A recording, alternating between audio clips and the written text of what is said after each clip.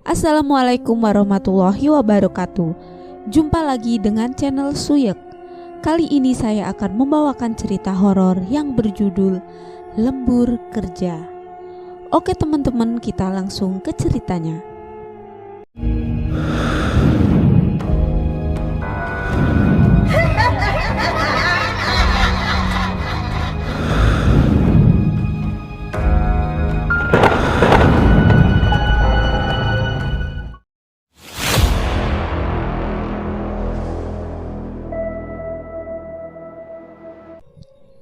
Kisah ini berawal saat Rofik sedang lembur kerja di tempat kerjaannya. Saat itu tersisa 3 orang yang masih berada di kantor. Ketiga orang tersebut antara lain Intan, Jaka, dan Rofik. Karena memang ada deadline, mereka bertiga pun harus cepat mengerjakan tugas kerjaannya agar target cepat diselesaikan. Tepat di jam 10 malam, Intan ingin pergi ke kamar mandi. Ia pun meminta kepada Rofik untuk mengantarkannya, karena memang Intan adalah perempuan sendiri. Alhasil, Rofik pun mau mengantarkan Intan. Setelah Intan memasuki kamar mandi, Rofik mulai menyalakan rokok sebagai teman gabut. Entah memang perasaan Rofik sendiri atau bagaimana, tiba-tiba ia mendengar suara orang menangis dari sudut kamar mandi.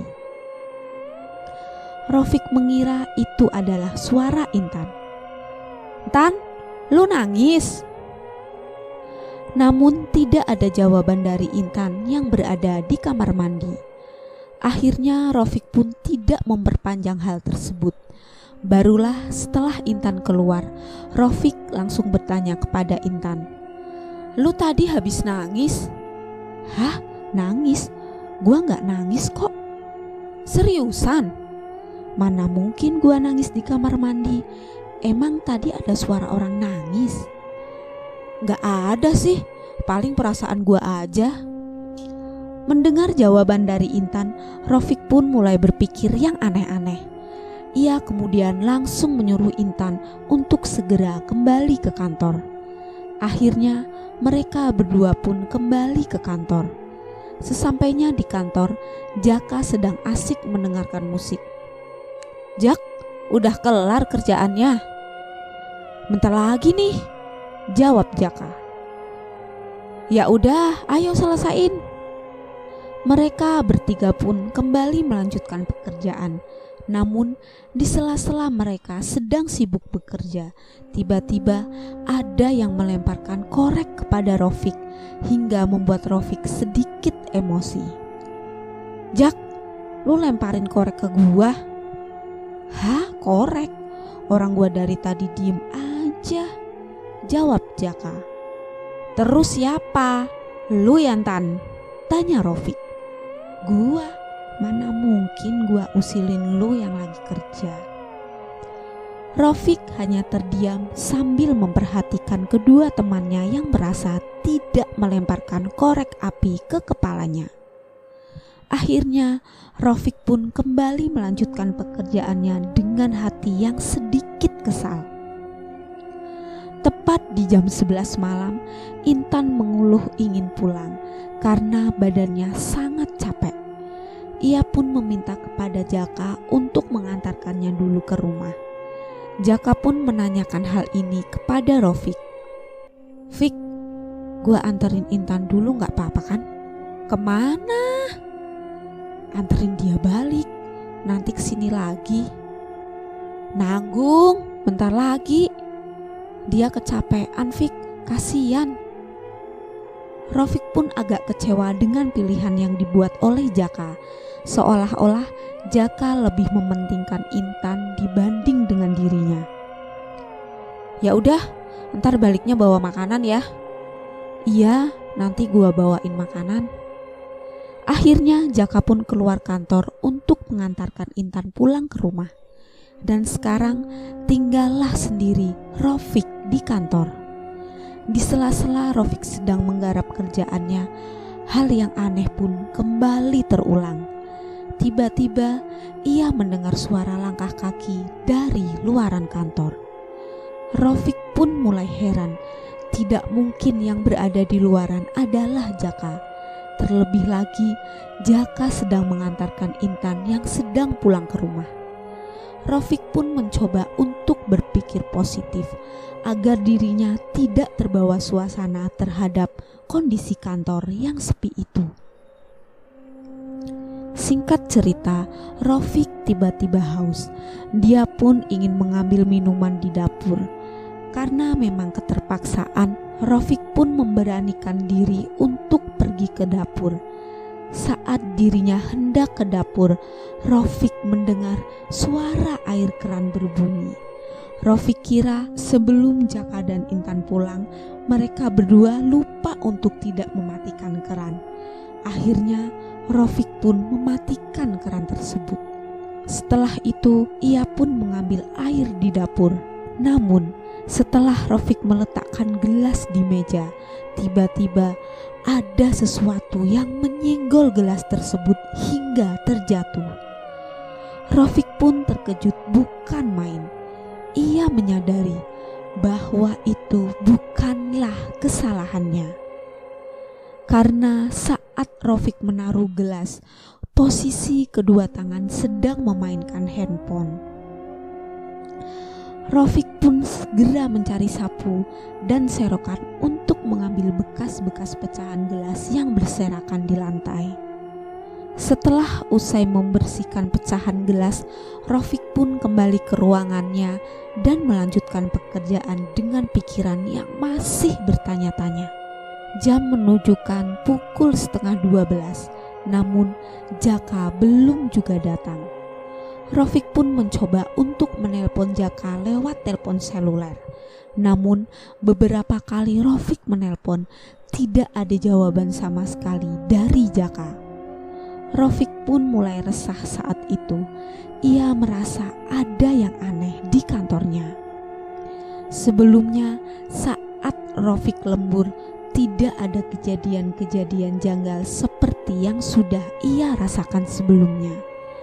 Rofik kembali berpikiran positif agar dirinya mampu untuk menyelesaikan pekerjaan. Akhirnya Rofik pun benar-benar meyakinkan dirinya agar segera menyelesaikan pekerjaan.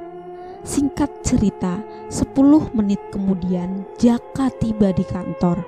Entah memang perasaan Jaka saja atau bagaimana, ia melihat ada seorang wanita di dalam ruangan Rofik. Jaka pun mulai curiga terkait wanita yang berada di kantor Rofik. Anehnya, saat Jaka membuka pintu ruangan, sosok wanita itu sudah hilang seketika. "Loh, lu dari tadi sendirian?" tanya Jaka. "Lah, emang gua dari tadi sendirian? Bukannya tadi ada..."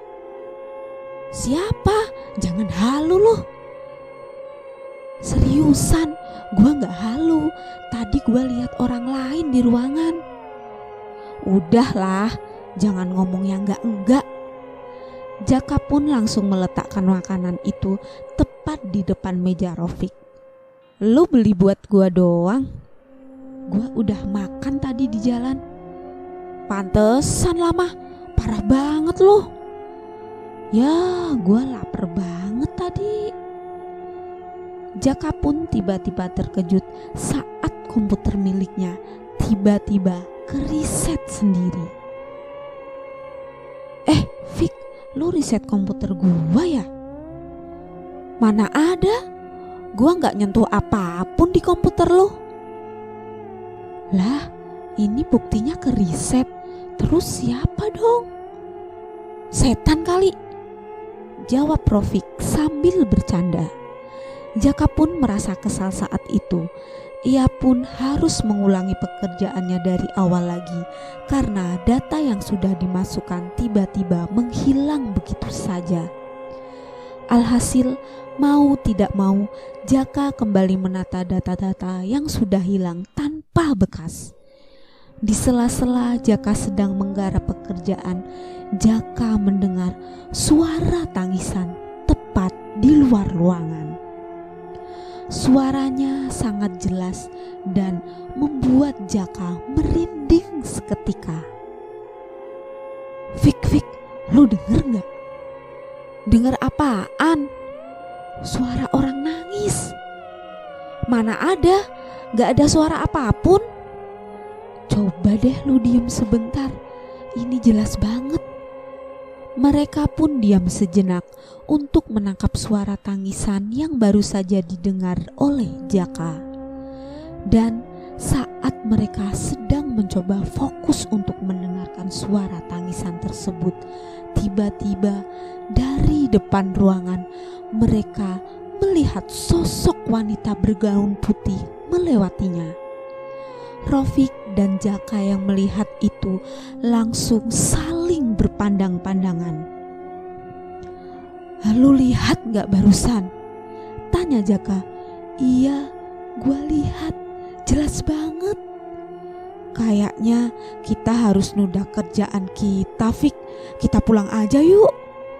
Rofik pun langsung menyimpan file pekerjaannya dan menutup komputer. Sama seperti Rofik, Jaka pun melakukan hal yang sama. Di tengah pekerjaan mereka yang belum kelar, mereka berdua diperlihatkan oleh penampakan wanita bergaun putih sedang melintasi ruangan mereka berdua dengan jelas. Setelah mereka selesai membereskan seluruh pekerjaannya, mereka berdua pun langsung keluar dari ruangan dan langsung menuju ke tempat parkir. Namun di saat yang sama, suara tangisan itu terdengar kembali tepat di belakang mereka. Rofik dan Jaka pun terdiam sejenak. Secara bersamaan mereka berdua pun menengok ke arah belakang. Saat mereka menengok ke arah belakang, ternyata tepat di depan ruangan mereka sedang berdiri sosok kuntilanak dengan wajah yang tertutup oleh rambut. Rofik dan Jaka pun langsung berlari menuju tempat parkir. Ternyata sosok yang selama ini mengganggu lembur mereka adalah sosok kuntilanak yang merupakan penunggu dari kantor tersebut.